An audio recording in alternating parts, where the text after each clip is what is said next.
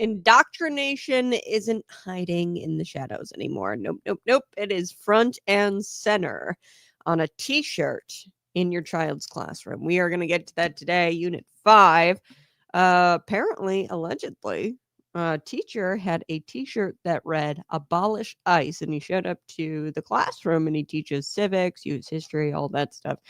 And I mean, indoctrination is not hiding in the shadows anymore. You know, a couple of years ago, they were very, very sly, about the critical race theory. They were very sneaky about the indoctrination. Now they're just out and proud about it. So we're going to get to it. And then plus, I do want to talk about Illinois Congressman Eric Sorensen. He's blasting Trump for mass firings, or this mass firing threat. Okay, the mass firings haven't happened. They're not going to happen until Congress comes back, until the government shutdown is over, until Congress comes back to fund the government. Okay, the swamp is completely in panic mode over this. They have erupted in panic mode, in panic as this government shutdown looms. They're afraid that there's going to be mass firings when they come back. Okay, there's not going to be mass firings during the shutdown. Nothing like that. So we're going to get to that. Plus, this is shocking. I mean, I don't know. I've seen some liberals do some pretty crazy things. I haven't seen anything this crazy in a while. Katie Porter, she's a Democrat. She was a House representative, U.S. House representative, and she's gone full psycho during this interview. And she's kind of going viral. This is a wild video. And she blows up on this reporter really for seemingly no reason.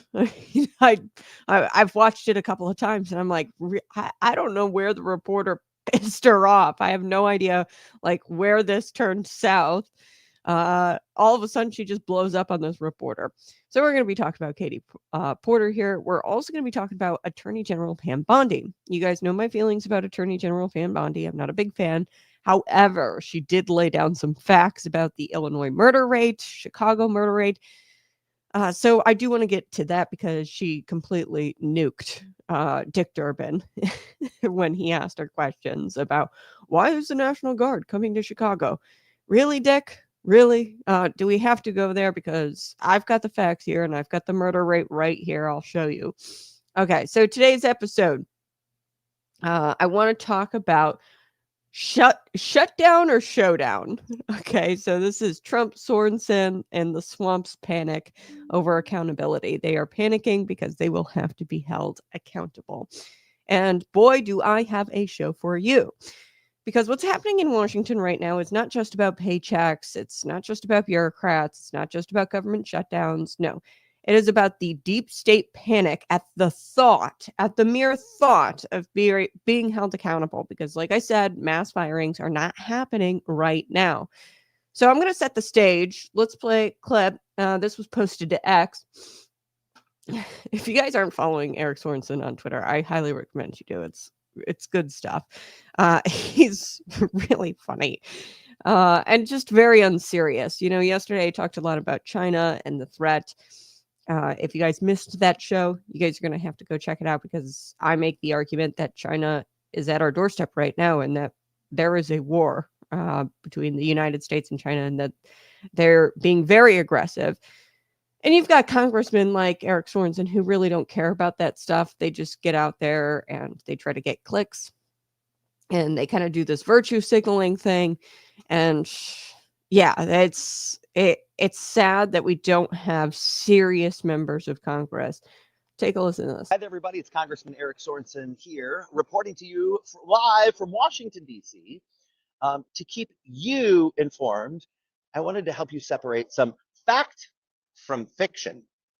Have you heard the rumor that President Trump is using the shutdown to push for mass firings?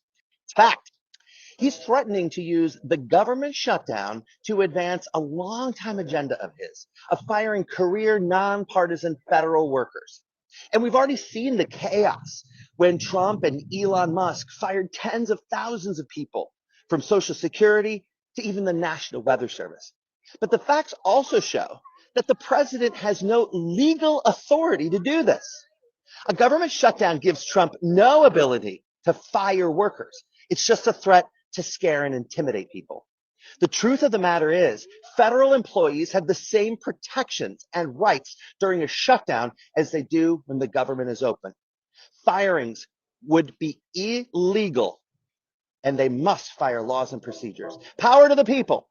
And that's why I'm here this weekend and every day doing the work for you.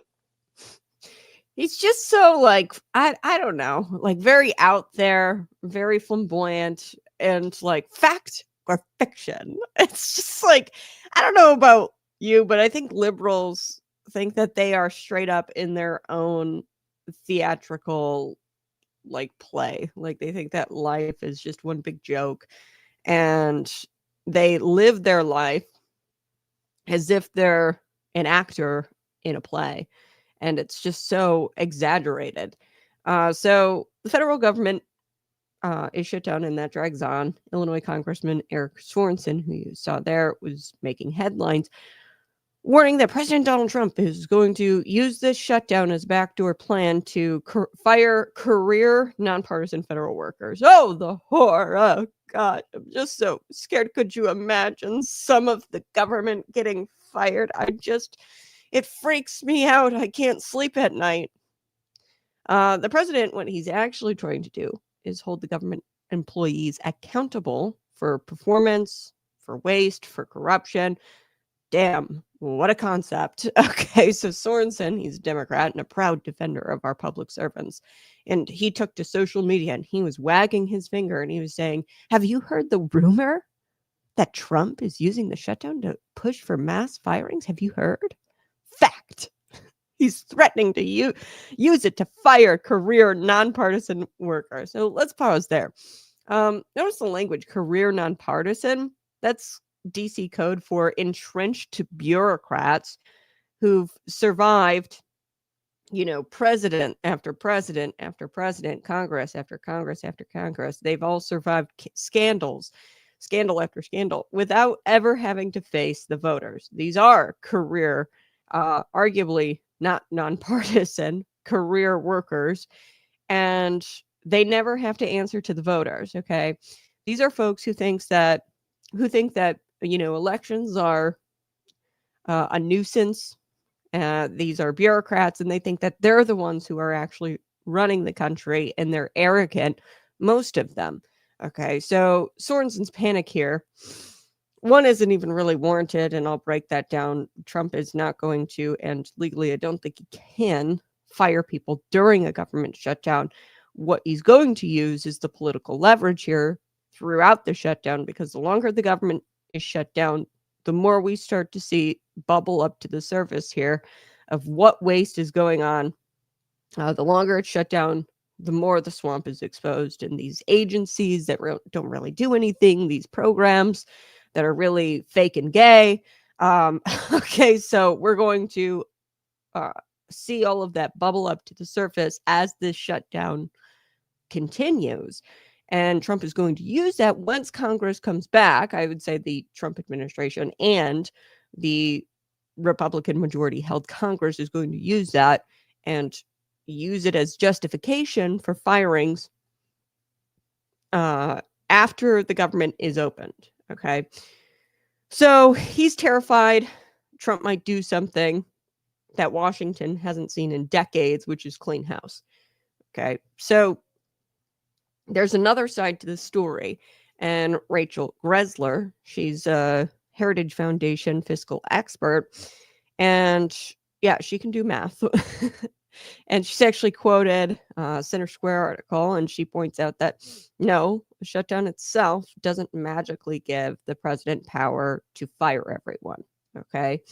But what it does do is it exposes how bloated the government is, how redundant the government is, and how politically weaponized our federal agencies have become. That's what a government shutdown does. Now, she says the Trump administration is going to use the shutdown to prepare for something called reduction in force plans. Okay, translation, that is trimming the fat of government, the fat, the pork. Okay, so the plan is very simple. If Congress can't agree to pass a clean funding bill. And if Democrats keep demanding the $1.5 trillion in new spending, yes, 1.5 trillion with a T, then agencies may have to start planning for what happens next. Fewer people, smaller budgets, more accountability. Okay, they're going to use this as kind of like a justification. This shutdown is a justification, and the rot that is exposed through the shutdown to fire people once Congress comes back. Okay. So here's what Rachel Gressler, Heritage Foundation, says. A prolonged shutdown could demonstrate agencies' ability to operate more efficiently while still carrying out their statutory required duties with significantly fewer people. Wonderful. Now, that's not chaos. That's management. Okay. But in the swamp, you've got folks like Eric Sorensen who think that efficiency is an enemy. Efficiency is not the enemy. Management of these agencies is not the enemy. Because if Americans start to realize that their government runs just fine, or hell, maybe even better, without thousands of redundant employees, the gravy train stops for all of these politicians who get kickbacks, right? From the nonprofit organizations, for example. I've talked about this before. Senator Kennedy exposed it last week, where it was like $3 billion. And this is just one example, going to Haiti for male prostitutes to learn how to cook pastries. Okay. Like, we're starting to realize through the shutdown, hell, the government's running just fine. My life didn't change much. Okay. And perhaps without the redundant employees, the gravy train will stop for these politicians who get the kickbacks from the nonprofit organizations that they're funneling tax dollars to. And that's really what terrifies them. Okay, it's not so much efficiency itself that terrifies them. It's the gravy train that stops once you become more efficient as a government. Okay, so let's be honest here. Sorensen and his fellow Democrats are calling career nonpartisan workers. He's calling them, nonpartisan workers. Really, they're not nonpartisan. Okay, there can be an argument made there is that a lot of these bureaucrats in these agencies, some of these agencies are sub agencies of, the parent agency. Really, what they are, they're political operators and operatives in disguise. Okay. They are unelected policy experts. Okay. And they don't have to answer to the voters.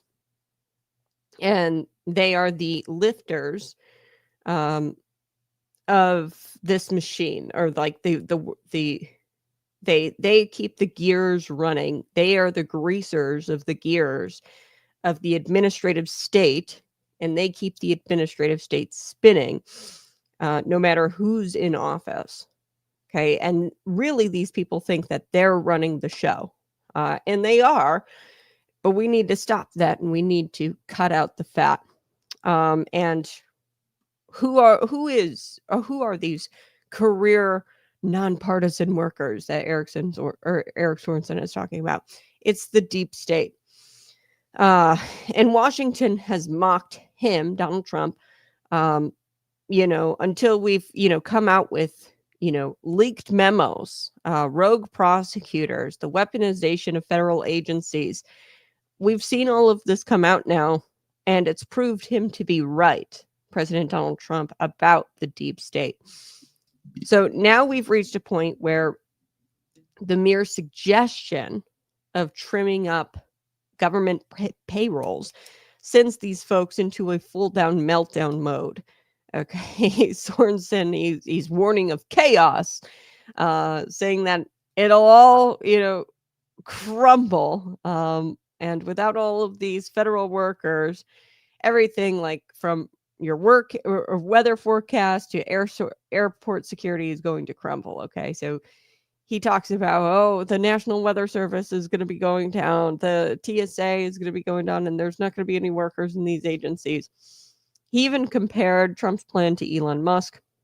I think what he was saying there in a separate clip was that, here, I'll play it.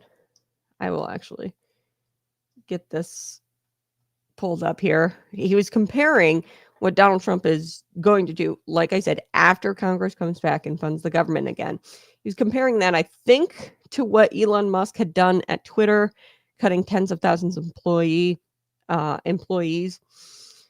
Somehow the platform is still alive, and in fact, I think it's better. So, like, it just goes to show you, after Elon had cut all those employees from Twitter, like nothing really happened. And I think that the same would be true for government. He compared it to that, and I think, hell, good.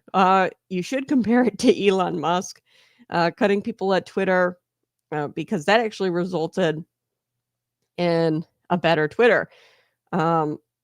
It just caused efficiency, the cuts that Musk made, and the cuts that he made through Doge. It's just making government more efficient. Like I said, they think that efficiency is the enemy. Take a listen to this. Here we go. Hi, everybody. Let's see if there's anybody out there. Anybody out there? No one's out there. Speaking to you from in front of the Longworth House office building in our office, Congressman Eric Sorensen. This is the scene as Republicans decided to shut our government down. Right now, public servants and service members across the country and around the globe are working without pay to keep us safe. Right now, meteorologists at the National Hurricane Center, they're tracking 2 different hurricanes off the coast, and they're not getting paid. TSA agents, they're screening passengers and baggage to keep us safe, and they're not getting paid. Hospital staff are taking care of our wounded veterans. They're not getting paid. Our troops are defending our national security, and their families are not getting paid. It's not fair, and it's not right. So let me do it again. Republican members of Congress, where are you? They're still on vacation, while the real legislators are here doing the work. I'm still here in Washington because I believe in fighting for families. You see, I didn't come to Washington to play political games or screw around with stupid stunts. A shutdown hurts real people, and it didn't have to happen this way. They control the House, the Senate, the White House, and they shut down the government instead of helping people. They say this is about undocumented immigrants getting taxpayer health care, but that is a lie, and it's all to distract you about what I'm about to say. When you open the envelope in the next few weeks that welcomes you to open enrollment for next year's health insurance, you're going to get screwed when you look at the cost per month. Worse, when small business owners and single payers realize it's so expensive, they're going to have to roll the dice and their families go without. Today, Republicans are perfectly fine gutting health care, and they can't even defend it. And what's worse, they're going to make this shutdown painful. Now, the White House has threatened to lay off tens of thousands of people during the shutdown. How dare they intimidate us? This is not even political anymore. It's cruel. And the people of Illinois are some of the hardest working people in the world.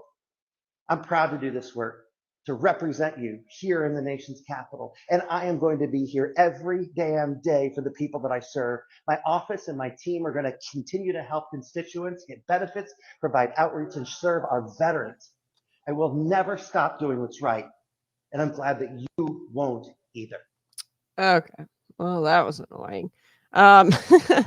See, like I said, he opens up the clip and he says, "Republicans, where are you?" Very theatrical. I don't know what it is about libs and their theatrics. And did you catch the trans flag in the background there by his office? Hilarious. He says that it's unfair to fire government workers. Really what he's saying there, in my opinion, I think that he's saying that it's unfair to mess with the machine that keeps his side, the Democrats, in power, even when they lose elections. They love the bureaucracy because it's saving their asses right now because they lost the election. Okay, because those federal employees aren't just pencil pushers. They are the silent army of progressive governance. They are the ones who write the regulations. They enforce climate mandates. They push DEI trainings. They decide which religious liberty claims get buried in bureaucratic tape. Okay.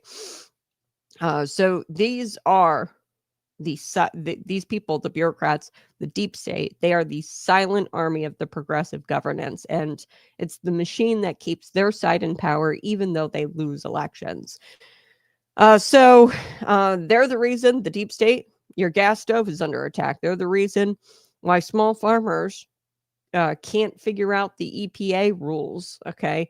They're the reason the IRS thinks they need 87,000 new agents. Okay. These bureaucrats. And now Trump is saying enough is enough. Okay. And, what's the response from people like Eric Sorensen? Oh, he can't do that. That's illegal. That's funny. When Joe Biden, I'm not that old. I remember when Joe Biden wiped away $400 billion in student loan debt with the strike of a pen. That was called compassion. But when Trump says that the government is too big, apparently that's tyranny. I don't know about you, but making the government smaller is usually not a sign of tyranny or dictatorship or fascism. That's not how that works. Okay. Despite the Supreme Court saying, Joe, you can't do that, he did it anyway. Okay. Oh, they didn't scream back then saying, oh, he can't do that. It's illegal. And Trump's not even firing the federal workers right now. He's going to use the government shutdown as political leverage. And then when Congress comes back, funds the government, then there's going to be justification there to fire the federal workers. So let's look at this from a Christian worldview. Because here at the Conservative Cat Show, it's not just about politics, it's about the truth. And the Bible tells us that work is honorable, but idleness is not. Okay, so scripture warns us against waste. Jesus himself, after feeding 5,000, told his disciples to gather the leftovers so nothing would be wasted. Okay, so our government should follow that same principle. Okay, it's not compassionate to keep a bloated bureaucracy alive just to protect political allies. Okay, that's corruption. And that's not serving the people when taxpayer dollars fund the inefficiency. Okay, that's just theft, plain and simple. And Congressman Sorensen cries, oh, it's not fair. And he's right about one thing. It isn't fair. But it's not fair to the truck driver who pays his taxes. It's not fair to the single mom who can't afford her groceries. It's not fair to the small business owner who gets fined by OSHA for not labeling a mop bucket correctly. Okay, so that's who it's not fair to, having this bloated deep state, this bloated bureaucracy. The fairness he's talking about is the fairness for the insiders, not we the people. And I think it's so fascinating. He ended one of the clips that power to the people. Okay, you're not talking about we the people. You're talking about the insiders, the swamp. And listen to how Sorensen frames this, and I'm going to quote him here. Meteorologists are tracking hurricanes, TSA agents are screening passengers, and our troops are working without pay. That's not right. Of course, it's not right that our first responders and troops go unpaid, but here's the trick. He's using emotion to protect corruption. Okay, I don't like it as much as the next guy. Maybe they shouldn't request $1.5 trillion in new spending and they should just pass the damn bill. Okay, maybe they shouldn't try to squeeze in $3 billion for male prostitutes in Haiti. Maybe they shouldn't try to squeeze in healthcare for illegal immigrants. Okay, and demand these things and shut down the government if they don't get these things. Okay, but he's using emotion to protect corruption because the vast majority of those essential workers in the military, law enforcement, air traffic controllers, they're not the ones who Trump wants to fire. Okay. The good majority of the essential workers, and I will call them essential in government, because I'm not anti-government. I think that there should definitely be some agencies. Now, arguably, I don't think that there should be sub-agency. But yes, most definitely we need a human health services. Most definitely we need Department of DHS, Department of Homeland Security. There are essential workers. Okay, we need air traffic, law enforcement, military. The people in question here are not those people. Okay, the people he's talking about, TSA, we need those types of people. The meteorologist, okay, really we should leave that up to the private sector, but whatever. I won't argue that right now.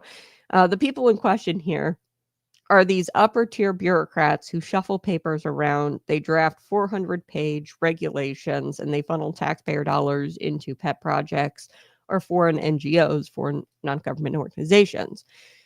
The people in question here are these middle to upper tier bureaucrats, okay? And that's who the reduction in force would touch, okay? These reduction in force RIFs, these plans would touch, not the men and women on the front lines, not the men and women we rely on in government, okay? But Democrats, they know if they blur that line, they can make any spending cut sound like it's cruelty. If they blur the line between, an essential government worker and just a pencil pusher who writes 400-page regulations that, slap the small business owner with a big old fine for MOSHA for not labeling a mop bucket correctly, right? If they blur the line between the essential worker and that type of worker, they can make cutting spending sound like it's completely cruel. And what that is, it's emotional manipulation, and they are masters at it. Democrats are masters at it. And, they want everybody to sound like a public servant. Not everybody in government is a public servant. That's not how this works. And the simple question is here, when did serving the public become synonymous, very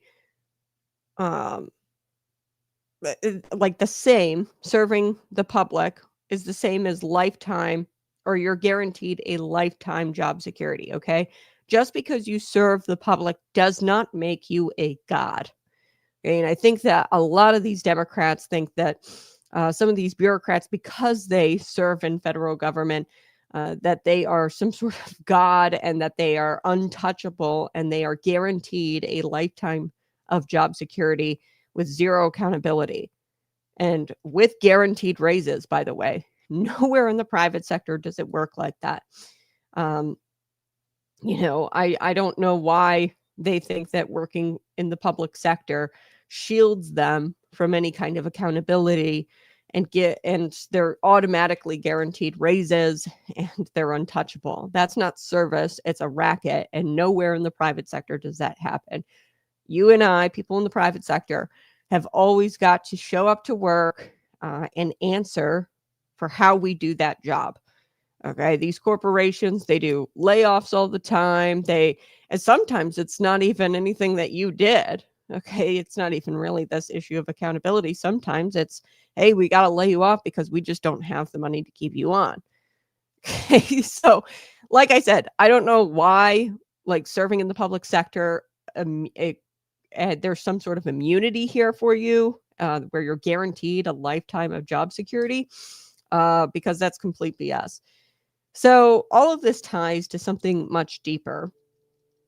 And really, it's the battle between the administrative state and the American public. Our founders never envisioned a permanent bureaucracy running the nation. They never envisioned that. They designed government to be small, to be accountable, to be limited by law. And they didn't want it to be like a bunch of faceless agencies and people who don't have to answer to we the people through elections. Okay, that is what's called fascism, tyranny, everything that they accuse you of, they're actually doing through the administrative state. These people don't have to be accountable. They get pay raises all the time. You don't ever see them. They don't have to earn your vote. That's not democracy. Okay, as they say, it's we have a democratic process for our American republic, and that's the way the founders envisioned it, and they just want to do away with all of it. But over the decades, from FDR's New Deal, LBJ's Great Society, to Obama's executive overreach, the bureaucracy has kind of become the fourth branch of government here. And it outlasts presidents. It ignores Congress. It even resists Supreme Court rulings. Look at what happened with Joe Biden.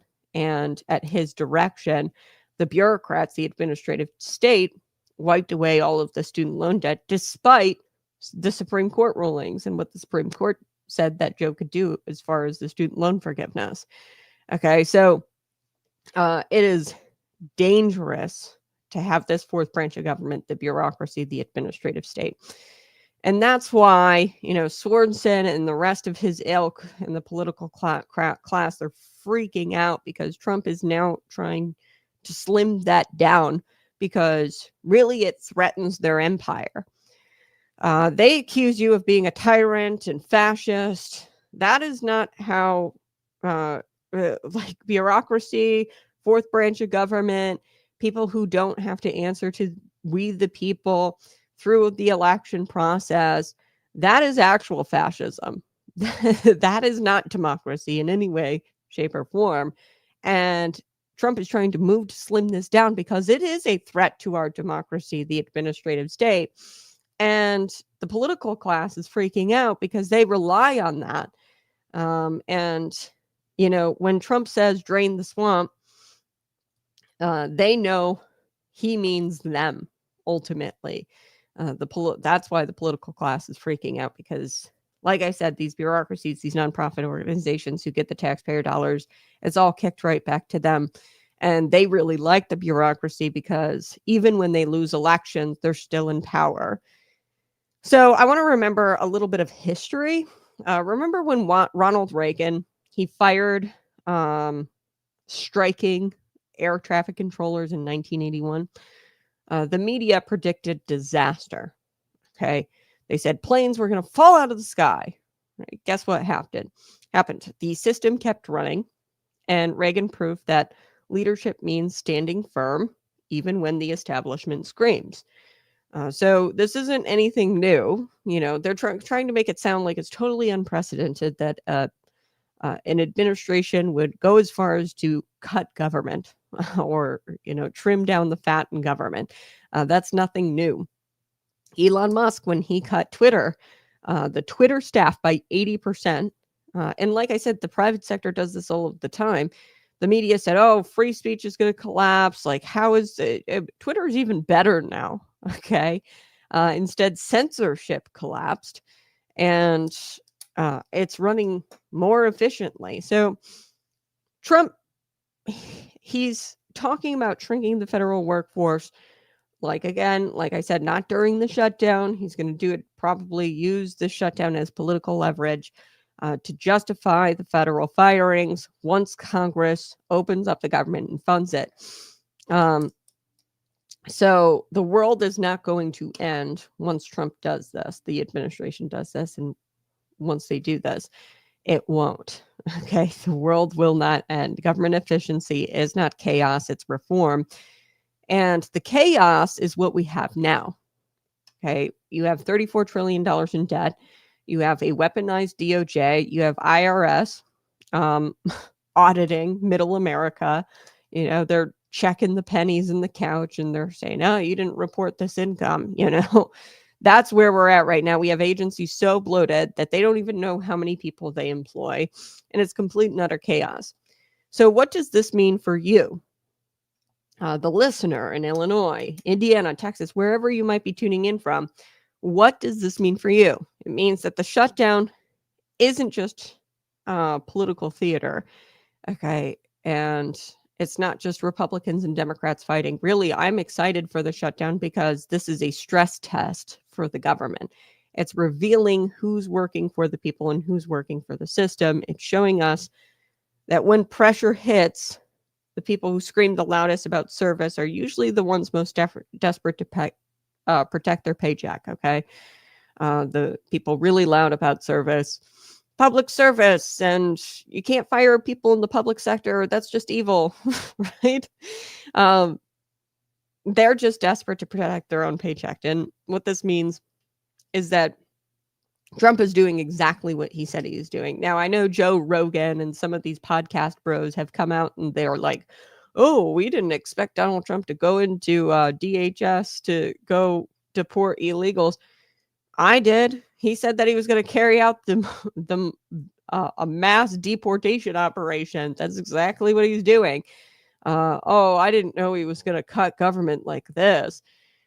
He said he was, when Trump talks about reforming Washington, he's not just talking out of his ass, okay? It's not just slogans. He's talking about real structure, and he's following through on his promises. It's promises made, promises kept. So let me close with this, and then I want to move on. Accountability is not cruelty. It's actually biblical. So when Moses led Israel, he appointed judges, but only men of truth. And when they failed, God replaced them. Okay. So the king, when King David sinned, he faced consequences, okay, for his sin.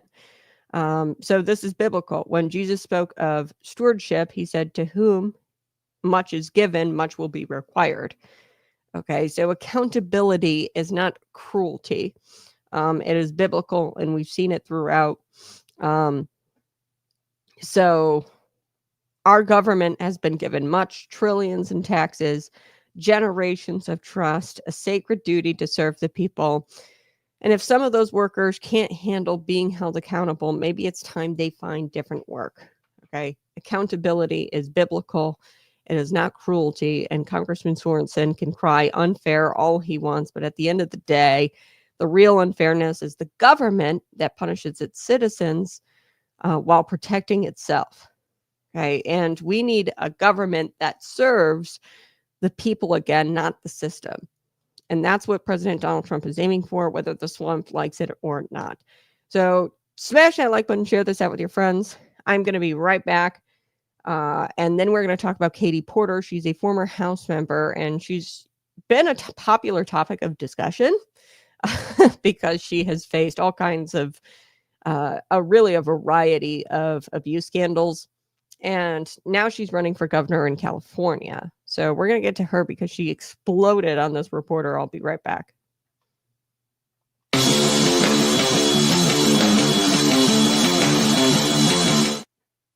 Welcome to Conservative Cat Clips, where the claws come out and the truth lands hard. I'm your host, Kat. Today, we're pulling back the curtain on something that ought to make every Illinois taxpayer's blood boil. You're funding the abortion industry, and the abortion industry is very, very funded by the state of Illinois. So we're going to be zooming in on Illinois. What used to be the land of Lincoln is now the Midwest's abortion sanctuary. Under Governor J.B. Pritzker, Illinois has gone full throttle into becoming what he proudly calls the beacon for reproductive rights. Translation, come one, come all. Have your abortions here, and the taxpayers are going to pick up the tab. In 2019, Governor J.B. Pritzker signed the so-called Reproductive Health Act, making abortion, quote, a fundamental right in Illinois. But that wasn't all. He also repealed the Parental Notification Act for minors getting abortions. So that means little Susie, if she's 12 years old, she doesn't need her parents' permission to go get an abortion. Your 13-year-old daughter can get an abortion in Illinois, even without you knowing. And while Illinois families are struggling with inflation, property taxes, and rising crime, guess where your tax dollars are going?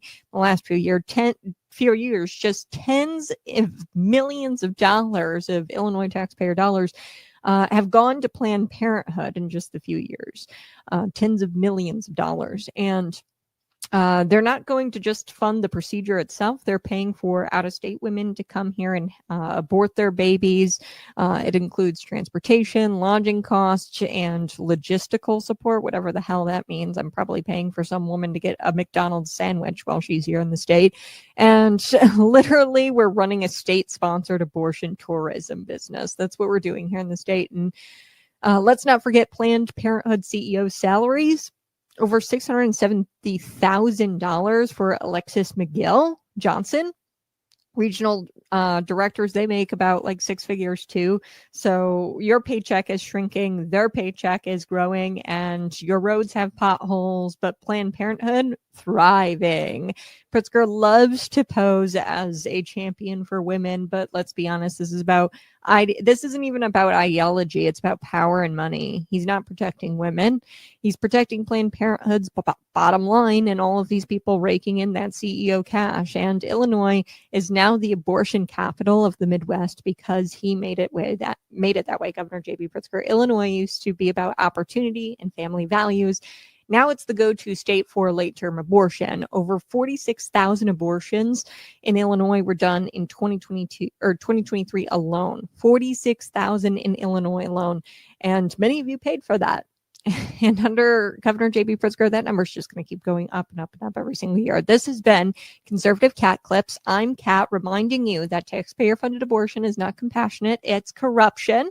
And all of these people are making tons of money. And it's time we demand real leadership. It's time we step up and demand that they stop funding this madness. It's time we stand for life here in the state of Illinois. What do you think? Smash that like button, share this out with your friends, and subscribe to the channel. Air traffic controllers had no strike clause in their contracts due to their importance to national security. Yeah, I brought up a little bit of history there, where Ronald Reagan, he did the same thing in 1981. The media predicted disaster. They said, oh, the planes are going to fall out of the sky, yada, yada, yada. Guess what happened? Everything kept running, and Ronald Reagan, he proved that leadership means standing firm even when the establishment is screaming. Okay, just stand firm. And, I'm excited to see potential cuts once the government is opened again and the firings to happen. I'm really excited to see how they go about that and what reductions in force are issued, what plans are followed through with. Like I said, public service, just because you serve in the public sector does not mean that you are immune to accountability. Accountability is biblical. It is not cruelty. When Moses led Israel, he appointed judges. When those judges failed, God replaced them. King David sinned. There were consequences for that. Jesus, when he spoke of stewardship, he said, to whom much is given, much is required. So our government has been given a whole lot, trillions in taxes. We have given them, generations have entrusted them with this sacred duty to serve the people, and really being held accountable. If you can't handle the heat, get out of the kitchen, maybe go find a different line of work. Okay. If you don't want to be held accountable as a public servant. Now let's get to Katie Porter. Smash that like button, share this out with your friends. And hey, be sure to support the program by visiting patriotpumpenergy.com. Patriotpumpenergy.com. You can find our premium pre-workout there, and it is such a great formula. I'm telling you, it keeps me focused all day long. It's paired with the black pepper extract, the caffeine. But what we do, we don't try to load you up. A lot of these pre-workouts or even energy drinks, they've got sugar, and then they've got like these fake hidden blends. Okay. And they don't actually tell you what's in it. We tell you everything that's in it. And there's some creatine in there. There's some black pepper extract, good things to keep your focus all day long and to keep you energized, whether you're going to work or whether you're fueling your next workout. Patriot Pump is definitely the premium pre-workout of choice. You can use promo code ConservativeCat at checkout. Now let's get to Katie Porter. Okay. She is a former House member, and she has faced all kinds of heat in the past because of her abuse scandals, her alleged abuse, particularly of her ex-husband. She's now running for California governor because apparently you can be accused of pouring scalding hot potatoes over your husband's head, your ex-husband's head, and still be a viable candidate in that state if you are a Democrat. I don't know how you, even just the whisper of that being true. Okay. And I'm going to say allegedly, although there's, reports, police reports, they went through a divorce. I'm going to say allegedly, but like even allegedly, with all the reports and documentation, I don't know how you're still a viable candidate when you've got that kind of scandal. So Porter, she's got some anger issues, and I think that's an understatement. And those anger issues bubbled up in this recent interview that she did in Sacramento. It's a CBS in Sacramento, and she was facing like very mild questions, um, which were asked of this candidate. And I've only encountered this a couple of times as a reporter myself, where somebody gets irate or mad. This actually happened with Thaddeus Jones. I will never forget this. This was such a weird interview that I did. So Thaddeus Jones, and this wasn't anything like crazy to ask him. Like, I'm a reporter and he's a state representative, and he came under fire for like some sort of like federal campaign. He was under federal investigation. He's also doubles as a state. So he's a state representative and then in the state of Illinois, and then he's the mayor of Calumet City. And he had to spend thousands in legal fees, actually, amid the federal investigations. And I guess these investigations are still ongoing. All I simply did was go up to Thaddeus Jones and ask him about the federal investigation and to provide an update. Like, this is national news. Like, people have been reporting on his federal investigation into tax issues involving his campaign funds. Okay. So they, about a few years ago, I would say, a few years ago, they subpoenaed the Illinois State Board of Elections, pursuant to an official criminal investigation for records on 3 campaign funds controlled by Thaddeus Jones. Okay, so charges were filed against Jones, and there's just this federal investigation. Anyway, I bring that up just because he became very irate. He had his attorney call me after the interview, and I went up to him and told him who I was, and he agreed to an interview. And if you are at the center of a federal investigation, most likely a reporter is going to ask you about it, right? So like him becoming irate about me asking him questions surrounding it is just kind of odd. It kind of reminds me of what happened here in this CBS interview with Porter. So Porter, she once again, in my opinion, acted like a total psycho. I'm going to let you guys throw into the comment section what you think about this interview. But she told the interviewer that she doesn't need Trump voters. Okay, when she was pressed on what that meant, the former Congresswoman, she repeatedly contradicted herself, and things got very tense. So I'm gonna play this video for you. It's kind of hilarious. Take a listen. What do you say to the 40% of California voters who you'll need in order to win, who voted for Trump? How would I need them in order to win, man? Well, unless you think you're going to get 60% of the vote. You think you'll get 60%. Everybody who did not vote for Trump will vote for you. That's what you're saying. In a general election, yes. If it is me versus a Republican, I think that I will win the people who did not vote for Trump. What if it's you versus another Democrat? I don't intend that to be the case. So how do you not intend that to be the case? Are you going to ask them not to run? No, I'm saying I'm going to build the support. I have the support already in terms of name recognition. Mm-hmm. And so I'm going to do the very best I can to make sure that we get through this primary in a really strong position. But let me be clear with you. I represented Orange County. I represented a purple area. Mm-hmm. I have stood on my own 2 feet and won Republican votes before. That's not something every candidate in this race can say. If you're from a deep blue area, if you're from LA or you're from Oakland, you don't have an experience. But you just said you don't need those Trump voters. Well, you asked me if I needed them to win. So you don't. I feel like this is unnecessarily argumentative. What is your question? The question is the same thing I asked everybody, that this is being called the empowering voters to stop Trump's power grab. Every other candidate has answered this question. This is not argumentative. And I said I support it.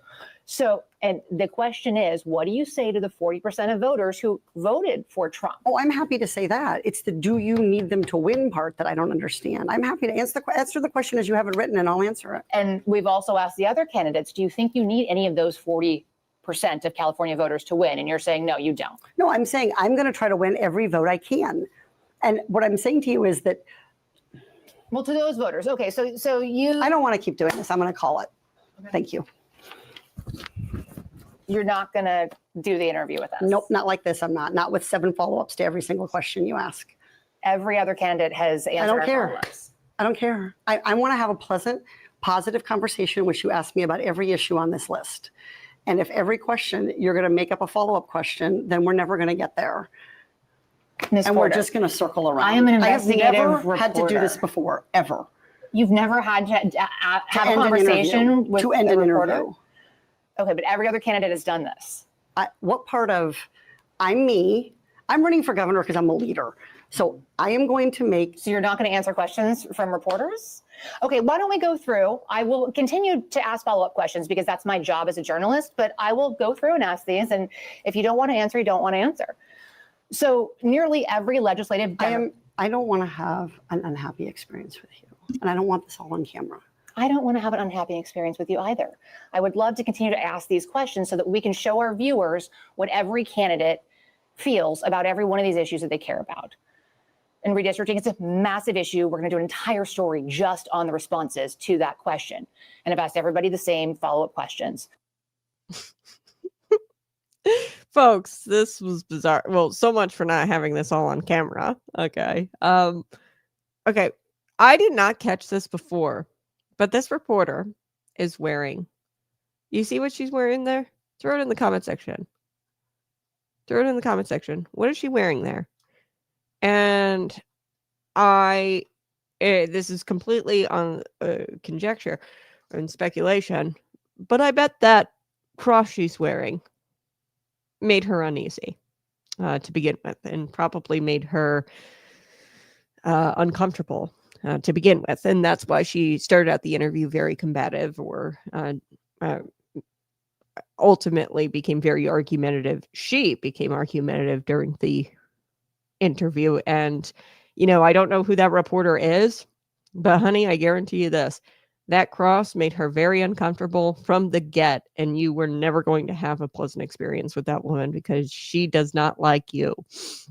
That's I know that's speculation. I don't know what was inside Miss Porter's head, but I think it's fascinating. I didn't catch that until the second watch, until I watched it again with you guys. I didn't catch that until this go around. She's wearing a cross. So yeah, so much for it all being on camera. It was all on camera, and based on our statements, it seems as though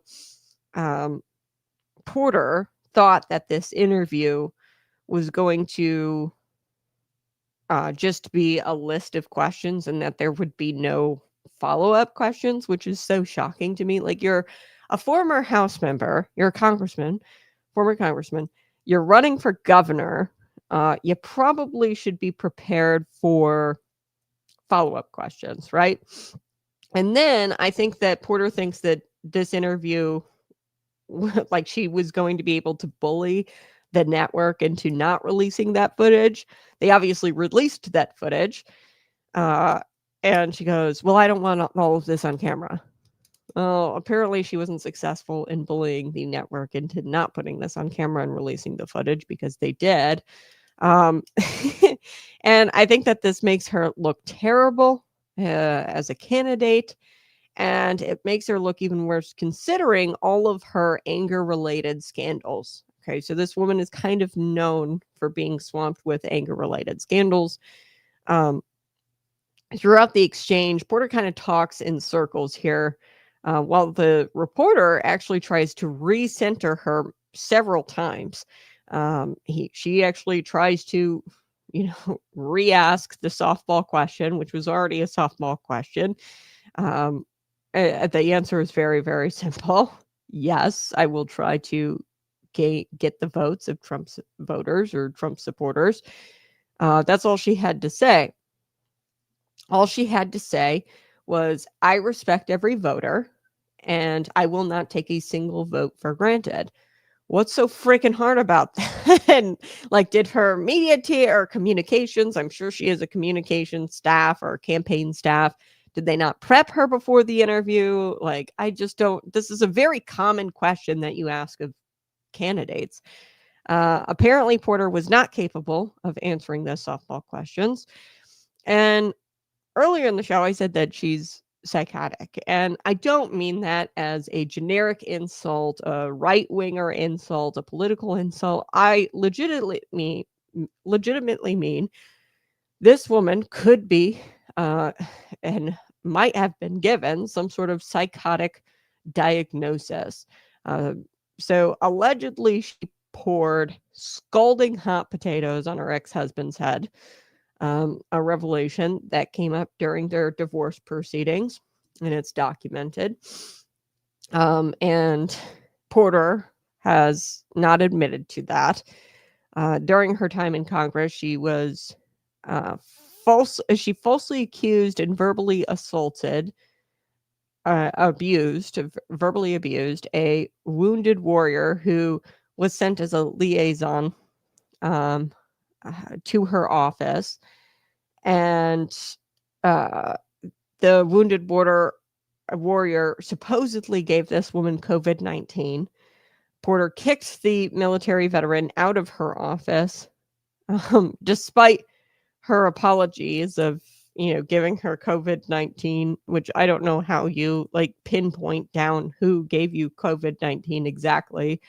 But that was a scandal because she verbally abused this wounded warrior and falsely accused. Really, I don't know how you accuse somebody of giving you COVID-19. I don't know if it's really possible to trace it back to a single person.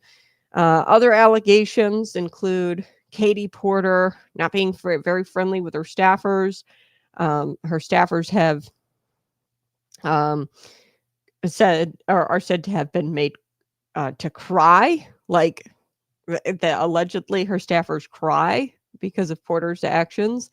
Allegedly, Porter has expressed racism, and her staff was some of the highest, or had some of the highest turnover in Congress at that time when she was serving in Congress. It was some of the highest turnover you've ever seen in Congress, her staff specifically. So this is just a sampling of her less than spectacular record.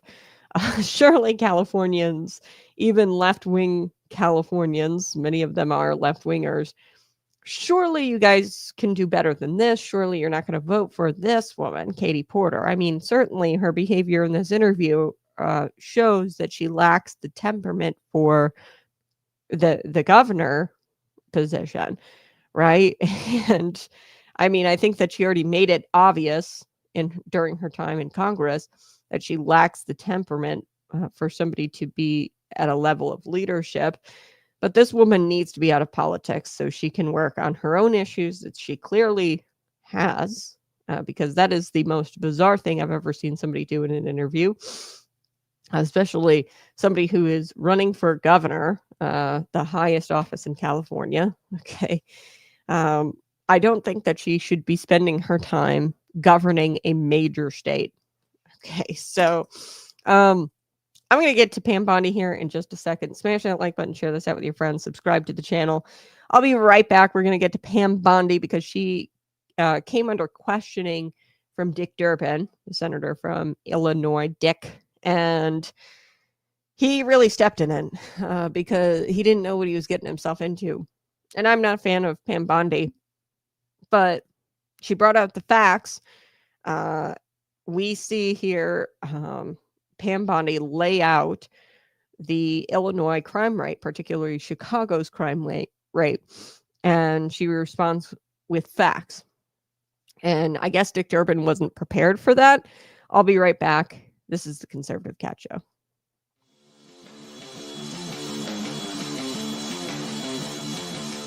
Hey, this is Conservative Cat Clips, and this is the place where we remind you that your children come from God and they don't come from the Department of Education. The government wants to raise your kids. They want to feed them breakfast. They want to tell them about gender ideology and gender identity as young as kindergarten. They want to start them out really early. They want to tell your kids how many pronouns they should have, and they want your kids to learn all the pronouns by the age of 3rd grade. Okay. Meanwhile, they can't keep bathrooms clean in their schools. They can't keep their test scores up, reading, writing, and arithmetic. They can't keep those scores above sea level. The truth here is that bureaucrats don't love their kids. They don't know their quirks, their fears, their hearts, and they certainly don't care what the Bible says about fearing or about raising them in fearing the Lord. Okay, so in Psalm 127, verse 3, children are a heritage from the Lord, not a project for the state, not a cultural science experiment. They are your responsibility, your blessing, and your mission.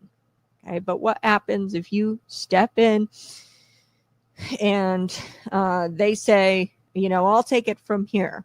Okay, and what happens when you step in and say, hey, I'm actually going to take responsibility and I'm going to participate in raising my child? You show up to the school board meetings, you ask about the curriculum, you object to Drag Queen Story Hour and Drag Queen Library Story Hour and all of these pornographic books in the libraries. What happens when you say, I'm going to take it from here, I'm going to start participating in my mission and my responsibility in raising up my child? You are deemed a domestic terrorist. Okay, if you start showing up and if you actually start taking responsibility over raising your child, you are dangerous to democracy. They'll say that. And they'll say that all because you just started loving your kid enough to be involved. So we've normalized this idea that parents should just hand over their kids for 8 hours a day and play catch up over a microwave dinner and try to catch up on who your kid actually is. Your kids are strangers. That's not parenting, that's outsourcing. So the product here is a generation that is anxious, that is confused, and they are spiritually hollow. What if we flipped the script? Really, what if we turned off the screens, cracked open a Bible, and actually parented the way Deuteronomy 6 tells us to parent, at home and all of the time? And I think that our future of the country actually depends on this.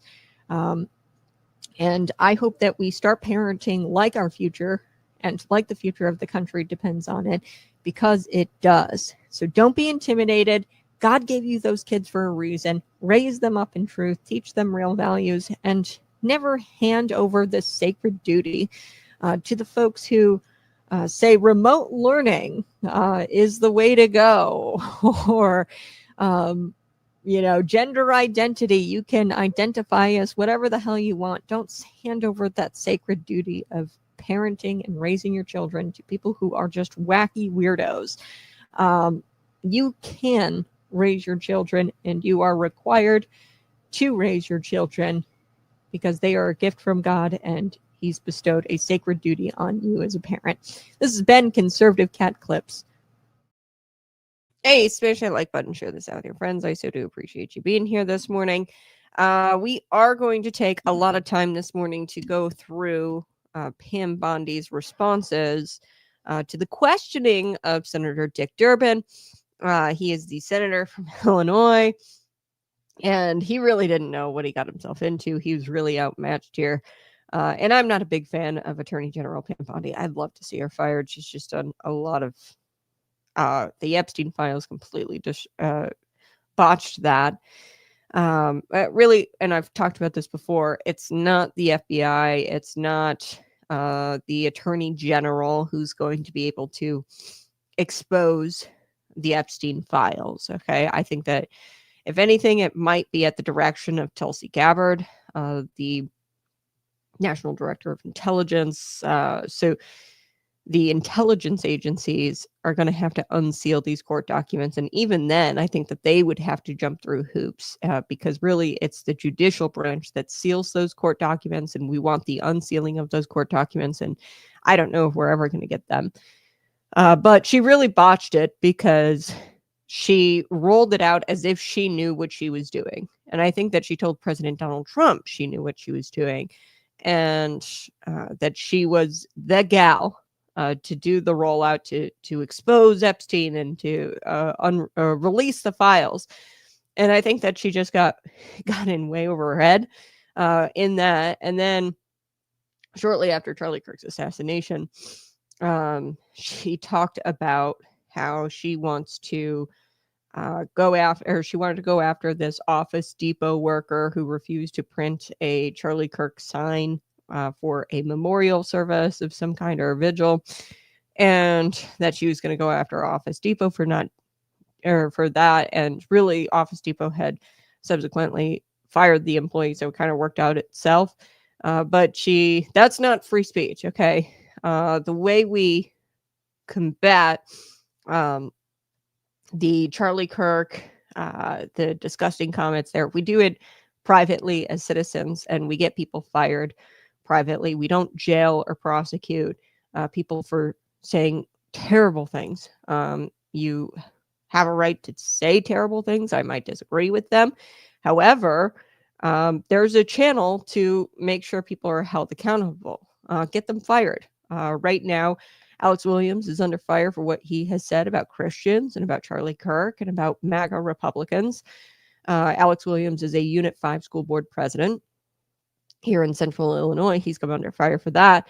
And people started circulating a petition, damn it, like to try to get him fired. So there are channels and avenues. Zettler is her name, I think. There was one up in Algonquin, Illinois. She was a school board president. And she recently had to bow out of her presidential role there as school board president. I believe she's still a member of the school board. But the people spoke up. There were hours of public comment, and she eventually had to resign her position as school board president.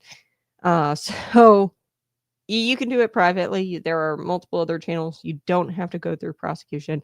I don't like Pam Bondi for those reasons. However, holy macaroni. Like, I'm telling you, this girl completely brought the thunder.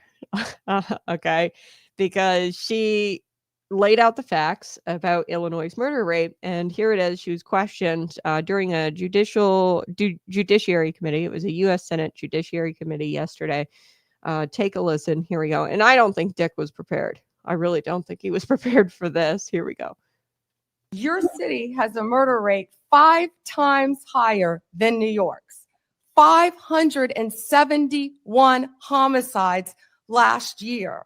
If you were serious about protecting your people, you would be asking this administration for help. You're saying that we're coming into your state and your city. We're there to help make America safe and Illinois safe, whether or not you want to. Your city has a murder rate. Whew. She laid it out, 571. For comparison, I think it was like 183 homicides last year in Washington, D.C. And Washington, D.C., everybody knows it's a very dangerous place. So just think of that. That's like 5 times higher than Washington, D.C. as well, that homicide rate. So Durbin, he questioned her on her FBI leadership and the National Guard troops and how they were headed for Chicago. And here is where Pam Bondi really, I like to say, she engages in beast mode right here. Take a listen. Here we go. The National Guard is on the way right now as we speak. Oh, by the way, so is Director Patel and Deputy Attorney General Todd Blanche. You're sitting here grilling me, and they're on their way to Chicago to keep your state safe. Madam Attorney General, it's my job to grill you. Madam Attorney General, it's my job to grill you. No, it's not. I'm going to get to that here in just a second. But she said the National Guard is on their way right now as we speak. Oh, and by the way, so is Director Patel, the Deputy Attorney General Todd Blanche. And you're sitting here grilling me. They're on their way to Chicago, and they're going to try to keep your state safe. This is a guy, by the way, Dick Durbin, and I bring this up all the time, who is actually pictured with an alleged murderer, okay, Gabriel Calixto, who's an illegal immigrant who's been accused of stabbing a woman to death, Emma Schaefer, in Springfield, Illinois. Prior to that, he was convicted of kidnapping a different young woman. Her name was Katie O'Brien, okay, and Dick Durbin has been seen pictured smiling with Gabriel Calixto. So Durbin there, he says, Madam Attorney General, this is my job to grill you. The spineless senator here, Dick from Illinois, doesn't seem to understand is that it's not his job to grill the United States Attorney General. It's his job to represent the people of Illinois, the people in his state in the Senate. And he needs to protect their liberty. He needs to protect the property of the people of Illinois. Okay, that is his primary purpose. And he has failed, much like Governor J.B. Pritzker, Mayor Brandon Johnson. They have failed. This litany of failure all the way down to the freaking council members on the Chicago City Council. Somebody's got to do something about the litany of failure, and that's why Attorney General Pam Bondi is stepping into the vacuum left by Illinois leadership. And Chicago is just out of control, as many major cities are out of control. And it's almost definitely due to the Democratic leadership of those cities. And they want to do anything it takes to prevent Donald Trump or a member of his administration from appearing to be successful.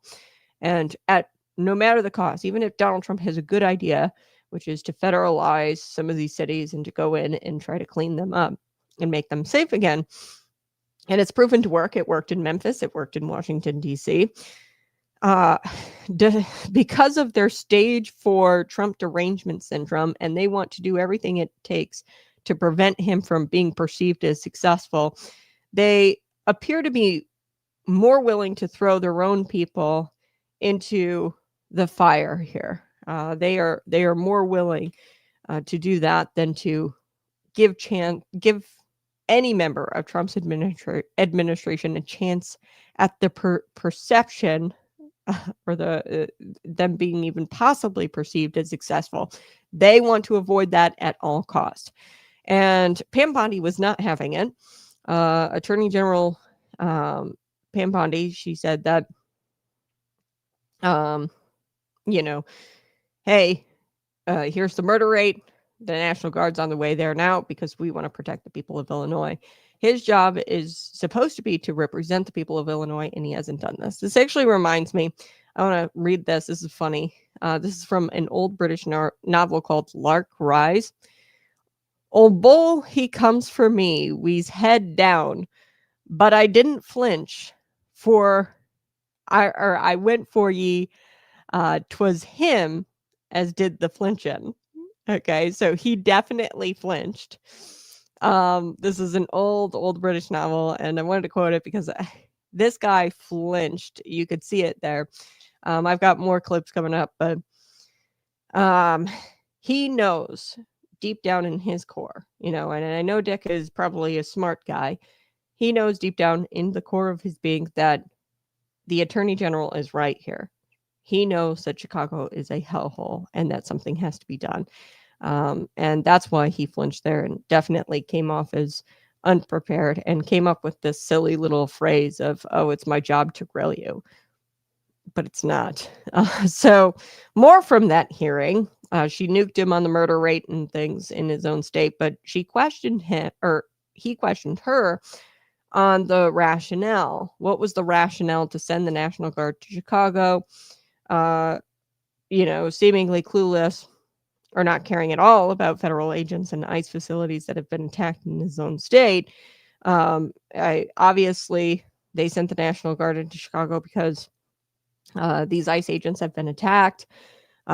These ICE facilities have been attacked. The federal agents have been attacked. And they're deploying the National Guard to respond to the attacks. So he's clueless, obviously, and he asks the rationale because apparently he doesn't have two eyeballs. Let's take a listen here. He attempted to trap Pam Bondi, but it did not work. Here we go. Thanks, Mr. Chairman. Madam Attorney General, let me ask you this question. Were you consulted by the White House before they deployed National Guard troops to cities in the United States? I am not going to discuss any internal conversations with the White House. You won't even say whether you talked to the White House about this?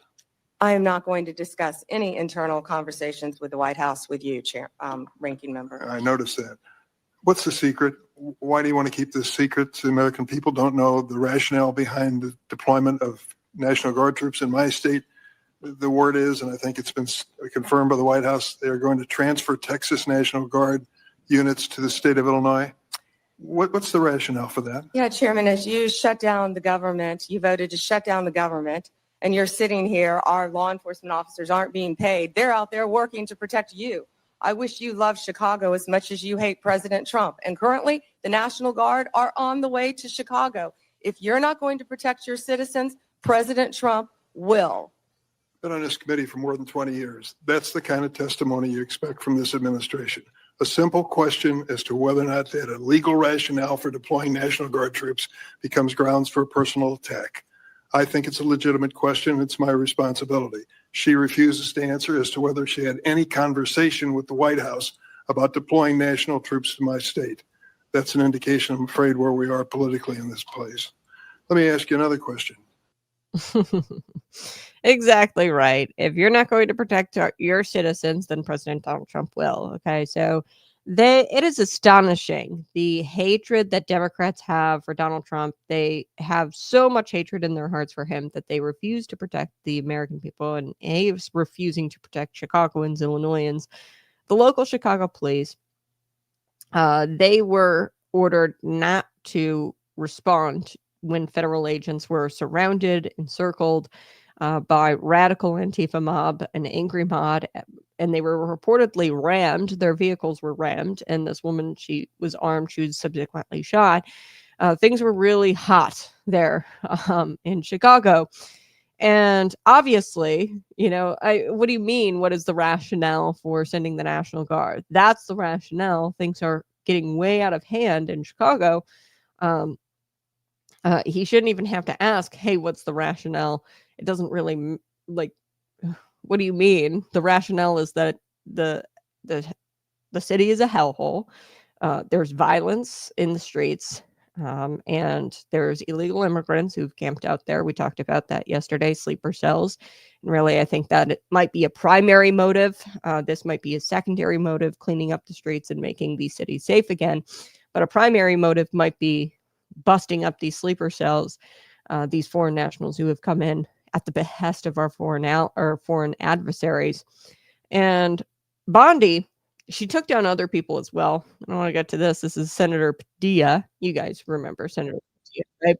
Senator Padilla, you guys remember this. Hold on. Senator Alex Padilla, I have questions for the secretary, because the fact of the matter is a half a dozen violent criminals that you're rotating on your heads off.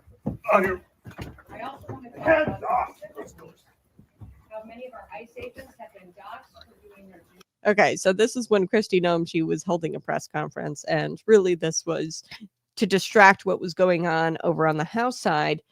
There was congressional oversight hearing of Democrat governors. JB was there that day, and they all had to answer questions about the No Kings protest and its ties to China and their ties to foreign adversaries. Tim Walz had to answer questions about his ties to the No Kings protest.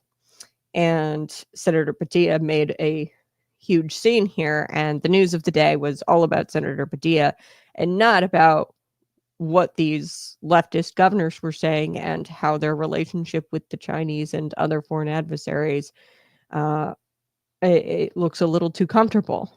Okay. And borderline treasonous. Okay. So they were answering questions over there in the House Oversight Committee or the House. And then all of a sudden this happened. So he really, I think, was instructed to create a distraction, but he engaged Kristi Noem there, got really up close to her, and she was in the middle of a press conference. So, of course, naturally, her Secret Service brought down Senator Padilla, and he was subsequently arrested. You'll see here that he was taken out of the room. Now, fast forward to today or to yesterday. She took down Senator Padilla, Pam Bondi, and she responded to Padilla talking about order. Let's take a listen. Attorney General Bondi, you are the Attorney General of the United States. Director Patel reports to you. Do you believe he's doing a good job, yes or no? I believe Director Patel is doing a great job. You know where he is right now, Senator Padilla? Right I now, heard- you asked me a question. Yes, I Director know where Patel he right is, now and I know is where in he's headed Chicago, because you said it Senator earlier Durbin, in the hearing. fighting to keep You said it Chicago earlier in the hearing, and yes, I have been paying You attention. know, you want order in here Chairman. now, yet you stormed the Director of Homeland Security, Kristi Noem. You sure didn't have order that day, did you, Senator? Attorney General, you are under oath. I did not storm the secretary, the video. Oh, that was makes on that very video. That clear. video has been released, I believe, very publicly. Mr. Chairman, recent actions raised Attorney General Bondi. You are the Attorney General. Oh boy, that is good stuff right there. She goes, "You want to talk about order?" She goes, "What about you? You stormed into her press conference and made a big old scene." And I like how Bob here says it was a deliberate photo op. Yeah, I was following different news that day, and all of a sudden, all that news, and right when they started talking about Governor Tim Walz visiting China. I mean, he's a regular there. I mean, I don't even visit my favorite diner as many times as he's visited China. So they were questioning him about his ties to our foreign adversaries and all the other governors as well. And then all of a sudden this happens.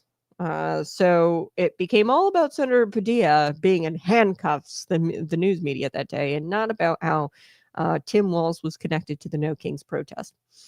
Okay. She also took down Blumenthal. She actually went back a few years to remind Blumenthal of a problem in his past when he went after her. And she brought up how he lied. Actually, let's take a listen to this. This is Mr. Blumenthal. Take a listen. I do have a question. In the merger that took place, Which that was merger? You've approved listed many. involving American Express GBT. I understand that Brian Ballard, longtime backer and head of the law firm where you worked, was instrumental in lobbying the Justice Department to drop that lawsuit. It was dismissed, so it's not subject to a court review. What conversations did you have with Mr. Ballard? Senator Blumenthal, I cannot believe that you would accuse me of impropriety when you lied about your military service. I am You not lied. asking You you. admitted you I am lied not to be accusing you elected of a U.S. senator. impropriety. I'm You asking lied. you How about dare you? I'm a conversations career prosecutor. Mr. Don't you Ballard, ever challenge my who integrity. had I have apparently- abided by every ethics standard. Do not question my ability to be fair and impartial as Attorney General, and anything You'll with answer that my question to former another of my firm, colleagues. Ballard Partners. Thank you. So there you have it. She called him out over having lied about his military service, referring to his infamous claims to have served in Vietnam when he in fact did not serve in Vietnam. And I want to share this. This is an ex post. This is an MSNBC correspondent, so very, very far left. Okay, he's a justice and intelligence correspondent. His name is Ken Dillian. So he's with MSNBC, and I found this fascinating, actually. He took note that Bondi's takedowns here of Durbin, Padilla, and Blumenthal, that they had all failed to rebut her takedowns here, and that the Democrats were failing. Senate Democrats completely unprepared for the personal attacks by Attorney General Pam Bondi, who came prepared to launch at each one of them today, and they are failing to rebut them. She was prepared for them, but they were not prepared for her. And good for Pam Bondi, the Attorney General. That was some good news that came out today. So let's talk about Hillary Clinton. I want to talk about this today, and then I'm going to shift gears. We are going to be talking about Matt Chapman, who is a school teacher at Unit 5. Allegedly, he was wearing an Abolish ICE shirt. He was photographed wearing that in the classroom the other day. So we're going to get to that as well. But I do want to talk about how Hillary Clinton is creating a new villain. Okay. And the left always needs a new villain. Okay. For years, it was the deplorables or the unvaccinated or the parents at school board meetings who were, up there yelling at their school board officials. And now Hillary Clinton, she has got a new villain and is instructing us to go after a new villain. And really, it's not new. It's kind of like an old new villain. Christians. She wants us to go after Christians. So a few weeks ago, and I didn't pull this up a couple of weeks ago, but I want to talk about it today because it's very important because I'm starting to see this more and more. And I think that the new villain here, they are starting to create this villain. And hang on, I'm going to pull this up and get this going here. Okay, Hillary Clinton on the Morning Joe, she said, quote, "The idea that you could turn back the clock or turn the clock back and try to recreate a world dominated by white men of a certain persuasion, of a certain religion, of a certain ideology is just doing so much damage to what we should be aiming for." That is what she said on the Morning Joe. I am going to share this with you. Here we go. I had to pull this up. Here we go. It would help if you had voices. How dangerous do you view that moment to be? I view it as very dangerous. It is right out of the authoritarian playbook, Willie. I mean, this is, this is point 4 of the authoritarian playbook. Silence your opponents. Cripple the media that doesn't give you the slavish attention and agreement that you desire. Use the power of the government to go after corporations and individuals. I thought, Jimmy Kimmel did an excellent job last night in, being very emotional, actually, about that moment for him and how he felt misunderstood. And he certainly didn't want to hurt anyone's feelings. But on the other hand, standing up for free speech. I've said a million times, I mean, good Lord, the things that have been said about me, the lies that have been propagated, if I had only known, I could call up the FCC chair and say, take this person off the air. Get that person out of my sight, off with his head. Yeah. I'm just looking at Joe. What? Yeah. I've done nothing but be kind to you. Well, once you saw the light, I mean, it was sort of an epiphany. Why don't you admit it? We were the only ones at this network in 2000. Yeah. Well, no, but you have to laugh about it so you don't cry, because what is happening is so contrary to the founding principles and values this country was built on. Yeah. Why is the First Amendment the First Amendment? Right. It's because the people who constructed the architecture of this incredible country of ours understood what it was like to live under absolute power, where you would be told what to say, what not to say. Don't insult the king. Don't, do anything that will displease the king. And we've got to stand against that. And I appreciated Jimmy Kimmel calling out some of the Republicans, frankly, who stood up and said, wait a minute, this is not right. We can't go here. But they're not going to stop. They're going to try, because that's what authoritarians do. They want to silence people who are raising questions, who are asking, really, what does this mean? How can you do this? I mean, what are you talking about? You have no scientific evidence. You have no basis for that. I do want to say, for the record. Okay.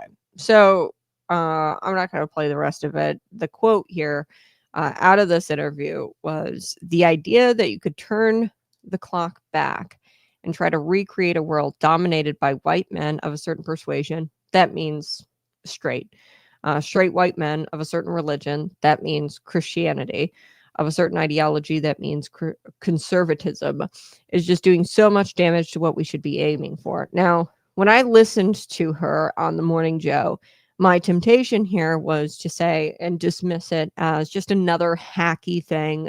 Exactly what you did there, Bob. What a hack.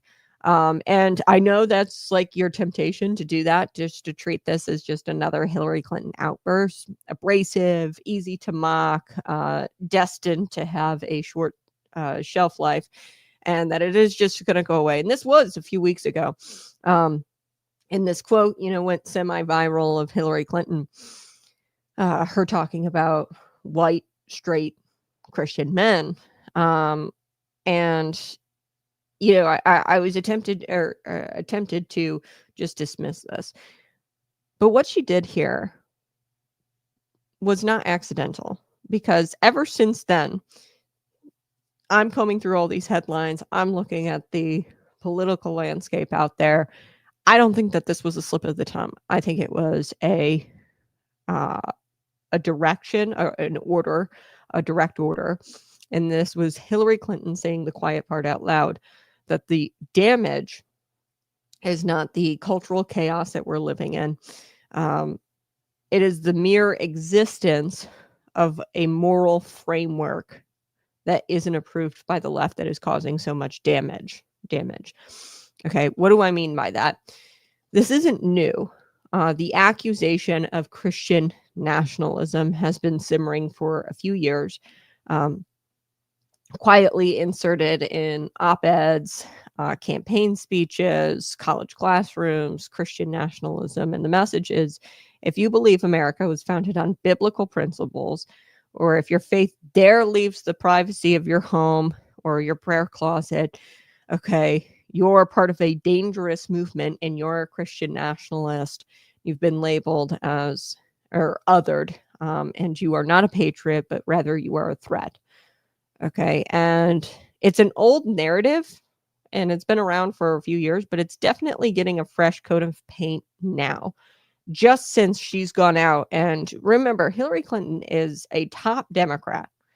Okay, anything she says is like a directive, okay, for her party.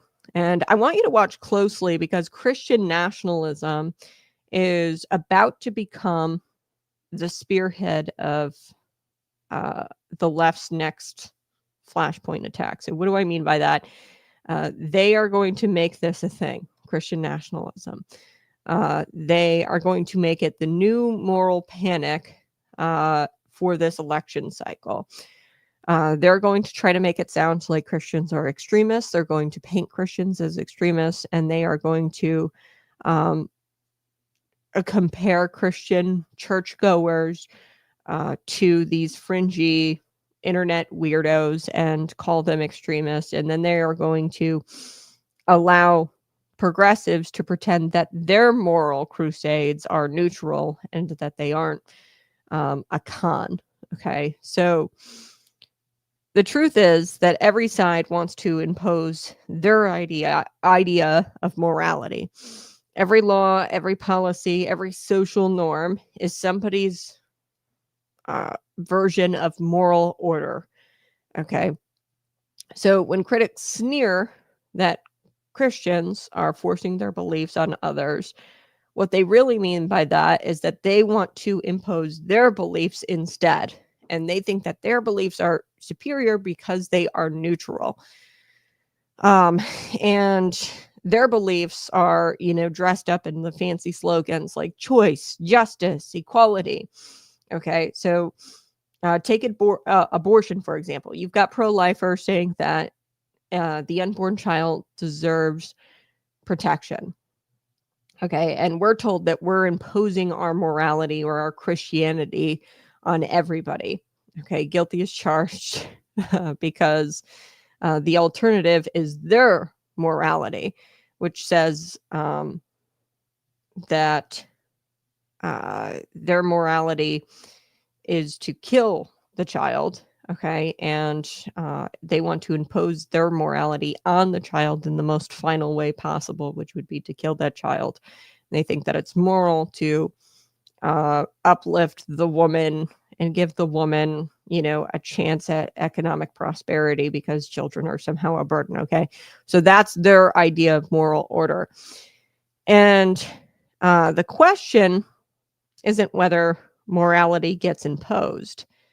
Okay, it's whose morality defines the terms of the debate. For decades, the left has worked to detach America from its Christian roots. They have made Christianity sound like it's not neutral and that it is something that should be abolished. And they want to replace that morality with their really distorted morality. Okay. They don't want to abolish moral order. They want to replace it with theirs. One that worships autonomy, your feelings.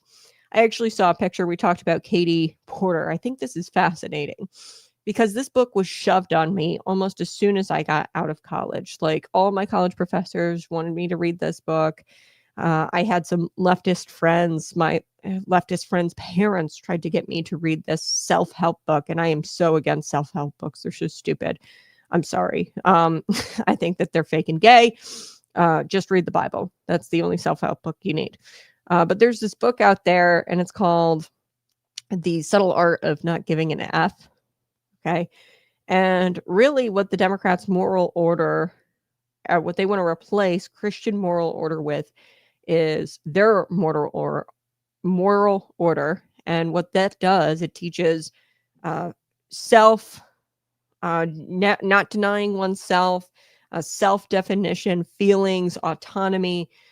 It is the antithesis to Christianity, and it is a new religion. And they're going to try to say that that is the neutral moral order that we should all abide by. And you know, it's tough because in psychiatry or psychiatrics and psychology, they push this stuff as well. The antithesis to Christianity, which would be denying oneself, admitting that you are flawed, but saved by grace through Jesus Christ. That is the premise of Christianity, that yes, I am a sinner, and acknowledging that, and that I can be better always. The antithesis to that is I am the best, and anybody else who disagrees with me is just out to get me. Okay, that is their religion. That is what it preaches, and they do it in academia, in psychology, in this sector of psychology and psychiatry, and it's a new religion just with different hymns. And they want to replace Christianity, the moral order of Christianity, which has always been like neutral. Like everybody's always agreed that, hey, Judeo-Christian values, those are a good set of values and they work. And, we've all kind of collectively agreed that it's okay. But now they want to replace it. So I like this quote. This is from Josh Howerton. He says, if the question is whose morality is going to get imposed, let's do the morality that does not invite the judgment of God and that has historically resulted in incredible blessing for whatever populace embodied it. Yes. So I say this all the time. There's a few countries that are really, really blessed. America, and then I would say borderline Israel. We are blessed because we chose God. Israel's blessed because they are chosen by God. Now they have denied his son, okay, which is why I believe in part that might be why they've been constantly under attack from their Middle Eastern neighbors. And they all are broken over there in the Middle East, their countries, the Arab nations. I mean, there's a lot of them surrounding Israel, but Israel comparatively is a very blessed nation next to all of those Arab nations. And it's because it's a Judeo value and they believe in the Yahweh, not Allah. Okay, so anybody who chooses God, really, really blessed. I mean, America is the best country on earth. We chose God and his son, and we did not reject his son.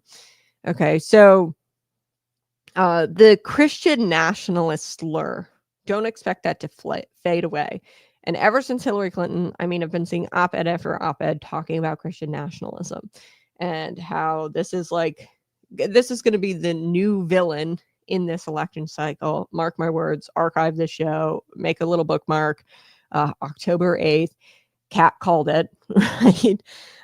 We're going to expect, journalists to kind of swoon over this social justice and that they're, going to put out there that, hey, we can't it's got to be separation of church and state. We can't have a theocracy, and they're going to clutch their pearls and they're going to say theocracy and people who quote scripture about family or gender, they're evil people. Expect this to be what rolls out the next few years, especially in this next election cycle in 2028, the presidential election cycle in 2028. They are going to demand that you are tolerant of this secular utopia, what they believe to be a neutral moral order, and they want you to be scared of the dirty, nasty Christian nationalists. Okay, so don't underestimate Hillary Clinton when she comes out and says things like that. It causes a lot of damage when there's white straight men out there who are Christians. And we should be moving away from that, and we should be terrified of Christian nationalism, okay? The left is building its 2026 to 2028 narrative right now, and I think that they're going to push this narrative that Christian nationalism is like the next boogeyman, okay? And our job is to not run from the accusation. So a lot of us, we might try to, she's blowing the Democrat dog whistle, Hillary Clinton, yeah. So she is, like, anything she says, I've just noticed that, like, everybody just follows what she says. And they're building this narrative out right now. And it's just starting. And we as Christians, we can't run from this accusation. We're tempted, I think, a lot to say, oh, I'm not a Christian nationalist. I believe in separation of church and state. No. That is not how we respond to this. We have to call this out for what it is. This is a decades-long campaign to exile Christian conviction from the public square. They started out with separation of church and state, and we said, okay, don't impose your beliefs on me, and we said, okay. And now they're going to push all their chips in here on the Christian nationalism thing. And we're going to say, okay. And we're going to deny the accusation. No, we need to come out and say, yes, I am a Christian nationalist. No, I don't believe in separation of church and state. Separation of church and state, they weaponized that phrase. And it is not separation of church or of from the church. Okay. Government should have churchgoers in it. And I always tell you that I vote Christian conservative in that order. If you are not a Christian, you are not getting my vote, period. And we as Christians, we should not deny our belief in the public square and deny ourselves of our belief in our public square. Your faith was not designed to stay in your prayer closet. Okay. So we can't flinch. And we can't deny the accusations of Christian nationalism. We have to go all in on it and say, yes, I am a Christian nationalist. And we have to say, yes, here's why I'm a Christian nationalist. Here's why I think that we should be reading the Bible in school, because it works. And any country who's chosen Christ, and really we're the only ones, and everybody wants to freaking come here, clearly. Okay, the open border, people are fleeing to this country over any other. It's the best country in the world, and that's because we chose God and his son. And we can't flinch. We have to meet this head on. We have to say, yes, I believe in laws that reflect a moral truth, and that moral truth comes from the Bible, and it is a better foundation to build your nation on than any other moral order or whatever. Okay, it is better than anything else. And I'd rather live in the blessing of God than under the judgment of him and under the judgment of ideologies that mock him. So I don't want to live under their moral order because I don't want to risk being judged by God. Okay. This didn't start with Hillary Clinton. I want to be clear. And it won't end with her. The left has been after the Christians for generations. They started out with the stupid separation of church and state. That's dumb. Okay. It was meant to keep the state out of the church, not the other way around. And, we shouldn't apologize for being Christian nationalists. You should wear that proudly. Every nation bows to something. Bottom line, whether it's Allah or Buddha or whatever, they will bow to something. And what they want us to bow to, Hillary Clinton and her ilk and the left, they want us to bow to government and their idea of moral order. And really, they want to have us bow to this new religion, which is just the antithesis of Christianity. And the left has made their choice. We have to make our choice. And we should not apologize for being Christian nationalists. I do want to shift gears. Let's talk about, you're listening to Conservative Cat Show. Smash that like button, share this out with your friends, and subscribe to the channel. Tell your friends to subscribe. This is the only place where the truth has claws, liberty purrs loud, and propaganda gets scratched to shreds. I do want to talk about something that's happening in Bloomington Normal. BLN News, this is Wednesday, October 8th, October 9th. Tomorrow, I'm going to be talking with one of my favorites, BLN News she's the editor of BLN News. I think I'm saying that right. Sorry, Diane, if I gave you the wrong title. Diane Benjamin. She'll be on the show tomorrow, and I'm really excited because we've got a lot to catch up on. I haven't had her on in a while, and I know you guys love her. But I was reading her blog this morning, and this story comes straight out of Bloomington Normal.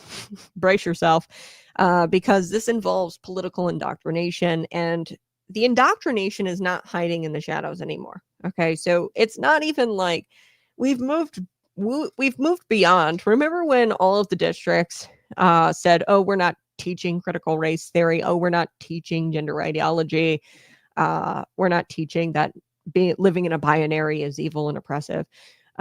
Okay, we're not teaching any of that to our students, and they denied it. Well, we exposed it.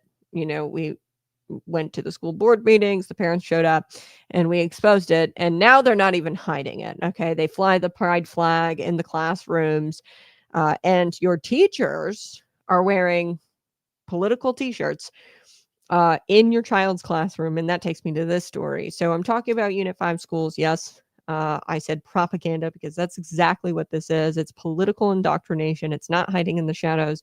And he's wearing political propaganda on his chest in front of children at this school in the classroom, allegedly. So BLN News, an independent voice that does not lick the boots of the establishment. Love BLN News. Go check it out. They dropped a bombshell this week. The headline reads, "Proof political propaganda is allowed at Unit 5. And you can find the piece at blnnews.com. But the piece exposes this teacher for allegedly wearing, and I say allegedly because I don't want to get in trouble, but there's a photograph. Okay. And I've heard from multiple people that this Matt Chapman had been wearing that t-shirt, and that he actually has worn it before. Now, I've just got this one picture of him right outside of a classroom wearing the Abolish ICE t-shirt. And apparently this guy teaches civics and history to the tune of like $90,000 is his salary, from what I understand, which is insanity. Okay, you look it up on Unit 5, the salary. And I'm so sick of teachers who say, "Oh, I don't make that much money." Shut up. Like, really? Okay. And I've talked about this before, and maybe, this is a hot take, but you make plenty of money, and I could break it down. They get full benefits, they get a pension, and you compare that to the average salary of somebody in Illinois, it is the exact same. Okay, if not more, when you calculate The summer's off. They get like a huge winter break, spring break, fall break, weekends. Okay, plenty of time to pick up a part-time job if you wanted. So yeah, this whole like, oh, teachers don't get paid that much. Complete BS. Okay, like stop people when they say that and be like, no, here's the numbers and why. That's stupid. They get paid plenty. Okay. Now is it like gobs of money? No, but most people don't make gobs of money. Most people make $50,000 a year. Okay, so abolish ICE. In case you forgot, ICE is just simply stands for Immigration and Customs Enforcement. That's it.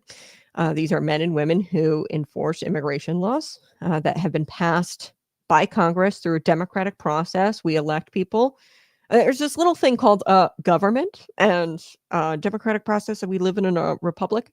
We send people there to go craft laws and to make life better, and and to protect us, and public safety, and infrastructure, hard infrastructure.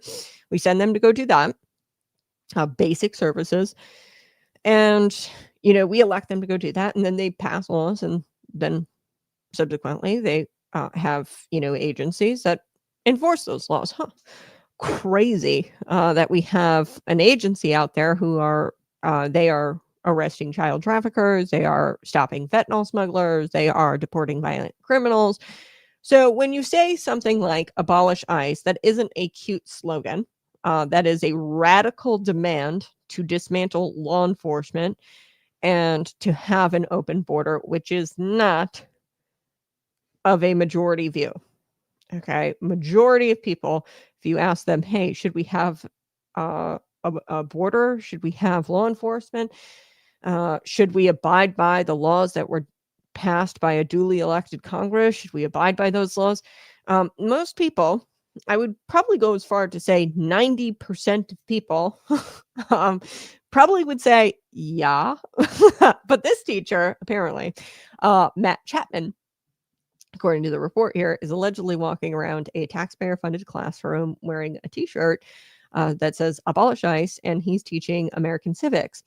And this needs to make you wake up. This is where you're sending your children, okay? And I hear from people all the time, I'm sending my kid in there to be a light or to, no. They're children, okay? They're not activists. You need to pull them out and you need to homeschool them. I know that's really hard. But you can't. We have to speak out against what's going on in these public schools. And the only way we do that is with our feet. Okay. And we move out of, the district, maybe choose a different district, but all of them really, even the rural ones, push propaganda like this. So let me get something straight. Teachers are free to believe whatever they want to believe. Okay. Just because you are a teacher does not mean that you don't get your First Amendment right. Okay. That's what America is all about. However, there are caveats to that in the law. The First Amendment it was really crafted for we the people. Okay. It doesn't really protect government. Okay. That's not what the First Amendment was designed to do. Now, you're standing in front of a group of kids in a government-funded institution, taxpayer-funded salary, hefty salary, I might add, $90,000. You're not there to be a political billboard.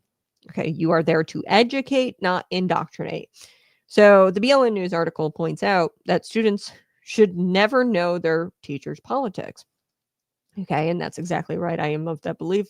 The teacher's classroom should be a neutral ground. Maybe your teacher's politics because you've seen what he does on the outside of the school walls. He or she does on the outside, and that's fine. I mean, whatever. But the classroom has got to be a neutral ground because this has got to be a place to learn how to think, not what to think. Okay. And the moment a teacher starts to wear things like an abolish ICE t-shirt or puts a pride flag in their classroom, the neutrality is gone. Okay. Now, biblical American flags, this is a neutral. We just talked about it. That is neutrality. And the consensus, because we are American, that Christianity is neutral. Okay. This is not a hot take. Christianity is neutral. Everything good has come out of Christianity, by the way. Okay, so if a teacher wants to baptize children in the classroom, I say hell yeah. Why? Because Christianity is neutral. This is not neutral. The Abolish ICE t-shirt. This is very different. So BLN News notes that this is a violation potentially of Illinois law and possibly district policy, because the state guidelines are pretty clear that teachers cannot engage in political advocacy during instructional time. Yes. So, and there's a reason for that, because it's called propaganda. Okay. You cannot use taxpayer resources to push certain political ideology or conduct political advocacy of any time, because that's called propaganda.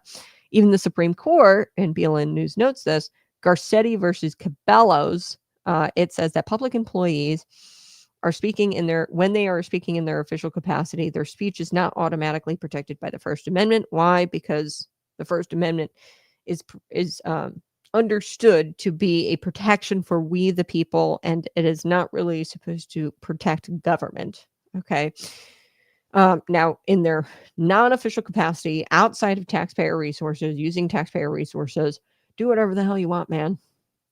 Okay, but you can't use a classroom, which is supposed to be a neutral setting, to push your political ideology and really any kind of religion outside of Christianity. Because like I said, we are a Christian nation. And we should not cower in saying that Christianity is neutral and it works.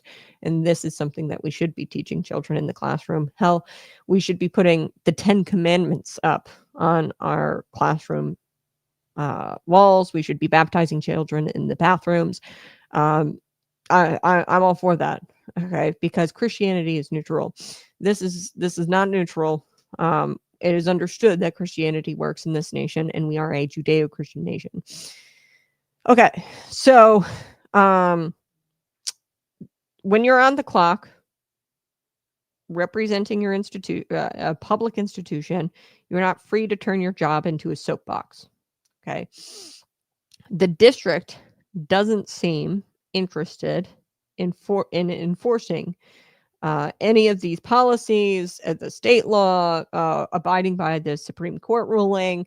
They don't seem interested in enforcing any of that. The article suggests that the local administration there, the school board, the superintendent, they are turning a blind eye to this, perhaps because they are ideologically aligned with Mr. Matt Chapman here. And, isn't that the story across America? People who claim to be defenders of diversity only seem to believe in one kind of diversity, and that is the political kind that they agree with. Okay, because they are trying to say that that is a neutral stance, a neutral moral order. Their political ideology is the moral order we should abide by. So I want to zoom out. This isn't just about one teacher or one teacher. This is a pattern across Illinois, across the whole country. Classrooms have embraced activism. Teachers' unions have embraced activism over academics. The left has figured out that if you can shape children to believe what you want them to believe before they're even able to drive a car, you don't really have to. You've already won your election. Okay. And you don't have to win elections. You don't have to convince them once they're 18 to vote for you, because you've already indoctrinated the generation to vote for you no matter what. Okay. So they've figured this out. And we used to laugh at the idea that schools were indoctrinating children. Not anymore. Today, we have teachers straight up wearing political advocacy t-shirts. There's pride flags in the classroom, BLM slogans. I remember public institution, by the way, which is, college higher education. I remember coming down and people had ACAB written on the whiteboards when I was going to school. And I was like, wow, that's ACAB. All cops are bastards. Whoa. Okay. The entire curriculum is built around racial division, critical race theory, gender ideology, and that living in a binary is oppressive. And parents, you are told to sit down, shut up, you better like it. So Unit 5 is just a local snapshot, okay, of this national disease. And here's the kicker. Get this. If a conservative teacher were to speak up and talk about a pro-life message or anything like that, or were to wear a Trump 2024 t-shirt, he would be reprimanded, he would be suspended, he would be fired. But when someone parades their politics from the lectern, as long as it's woke, it's called free expression. You see, because they believe that their moral order and that their political ideology is a neutral one, when in fact it is the opposite. Our ideology, our Christian ideology, our American ideology is neutral, and we should push that. So if you are a Christian in one of these schools, you should be baptizing kids in the sink, dunking their heads in the water. Get a 20-foot cross put in your classroom. Do it. Why? Because it's justified, and that's actual neutral moral order. And parents, the school board is counting on your silence. They expect you to grumble about this on Facebook. And Matt Chapman, he wore that shirt. Maybe you send an angry email, but they're not expecting you to show up. So they're also not expecting you to file a complaint, an official complaint. They think that you're going to forget about this. And the story matters. BLN News, they didn't just expose the teacher, they exposed a system that believes it's untouchable. So at your next Unit 5 school board meeting, October 15th, say it loud and clear that, hey, we can't have teachers performing political advocacy from behind the lectern in their classroom. We can't have it. And ask them this question when you show up. This question will just really make them squirm. Do you support political neutrality in the classroom? That's it. And then watch them squirm. Okay, I do want to get to this biblically, because Proverbs says this, 22:6, train up the child in the way he should go. When he is old, he will not depart from it. The left understands this principle, maybe better than the church does. Training up the child in their way every day through subtle propaganda, peer pressure, and authority figures in the classroom. That's why we as Christian parents need to wake up. Okay, education is neutral, and we've already established that Christian is neutral moral order. Okay, Christianity should be reflected in curriculum, and the teacher should bring that set of values to the classroom. Okay, so the question is here, whose values align with truth? Our values, Christian values, conservative values align with the truth outlined in the Bible. So we should really be, at this point, shame on you if you're a Christian teacher and you aren't going to the extent of putting a 20-foot cross up in your classroom. Do it. Do it. Okay? Because they understand Proverbs. The enemy knows the Bible. Enemy even knows Jesus exists.